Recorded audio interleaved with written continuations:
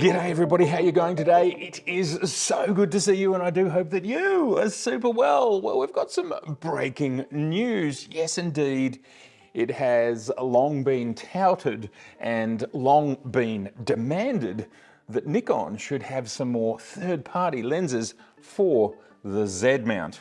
And as of today, it is official. Tamron have announced their very first lens, formally coming for the Z mount.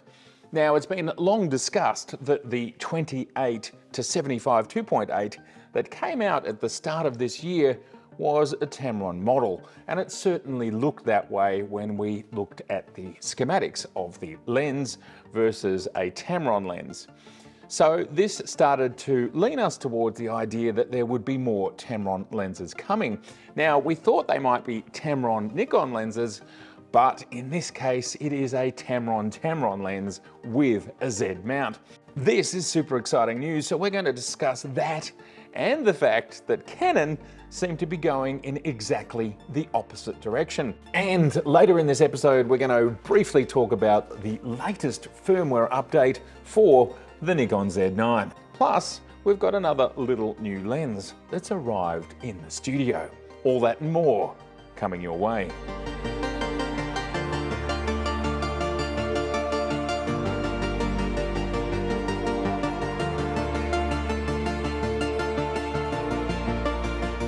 Yes, indeed, this Tamron lens. Let's talk through it. Now, this is the 70 to 300 4.5 to 6.3 lens. It doesn't have the best apertures in the world, but that's not the market that it's designed for. This is an affordable, small lens, and it's also very light. And by the look of it, it's going to be something like $500 US. Now, that is giving APS-C users a lot of reach. What is that? Out to 450mm field of view equivalent when you're on a crop sensor and you're going out to 300mm. And for full frame, well, 300mm's a lot. Now, this is the sort of lens that you may or may not see Nikon themselves create for the Z mount for quite a long time, thus filling a place in the market. Now, it's interesting, a lot of people have called for the 70 to 200 f4. Now, this is not that, but it is affordable, it is small, and it is similar, but not the same. So perhaps that will also satiate some of those users. This lens is already up on B&H as a coming soon product. Let's quickly talk about the spec. We've got the 4.5 to 6.3. Minimum focus distance is 31.5 inches or 0.8 of a meter or 80 centimeters. It's only 1.2 pounds or just over half a kilogram, and it is under 6 inches or under 15 centimeters long. So this is just a tiny little lens. This lens has Tamron's RXD stepping motors, which they are saying is going to be great for sports and wildlife photographers, action. It's going to be able to keep up with what you want to do. Now, this lens is currently noted as being in development, but it is, to the best of our understanding, the same as the Sony version. And as we said, it's going to have a price of around $500 US, because that's the price of the Sony version. And it is touted to be coming out sometime in the Northern Hemisphere's fall/autumn. So we're heading into that now, so it could really be any time over the next few months.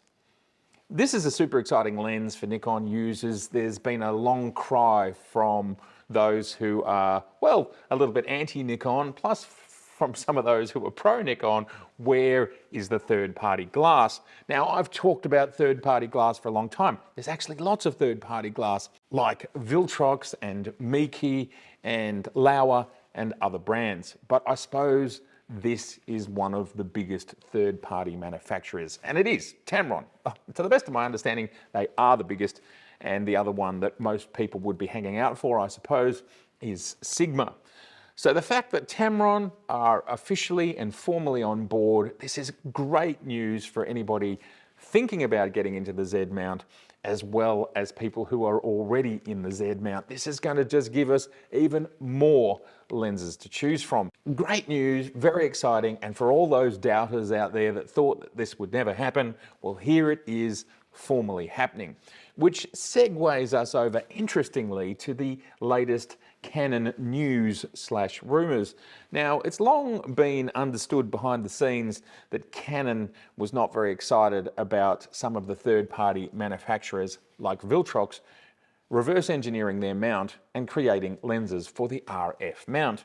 Now, there's been further leaks, and you know, we don't know if this is formal or real, but it certainly looks that way, and lots of pundits are talking about it, that Canon have asked Viltrox and other lens manufacturers to cease and desist reverse engineering the RF mount and releasing lenses for that mount. Now, this is a really interesting thing. The fact that this announcement's happened at the same time as this information's been leaked, that to me is interesting in itself. I'm not sure exactly what it means, but it's happened within sort of a day or two of each other, these two events. Nikon going in one direction saying, hey, Tamron, love it, third party, let's do this thing together officially. And in the other direction, Canon, informally, probably true, but we're not sure, going in the other direction saying, we don't want to do third-party glass. Well, at least at the moment. Well, at least with Viltrox. Maybe they want to do it with Tamron, but we haven't seen that yet. Interesting news. What are Canon doing? What does this mean for Canon users? What message is this sending to Canon users right now? Right now, it seems to be saying, we're not overly comfortable with other people selling glass. We want to sell all our own glass. And the interesting thing about the Canon lineup right now is, I don't know, I'm not seeing them hitting a lot of things out of the park when it comes to their lenses.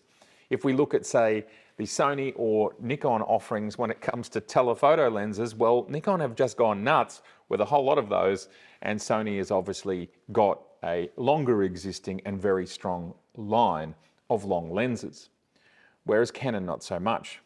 So where are Canon going? I think as industry observers, we have a little bit of a question mark there as to where Canon is going, and perhaps they will reveal their hand sometime soon.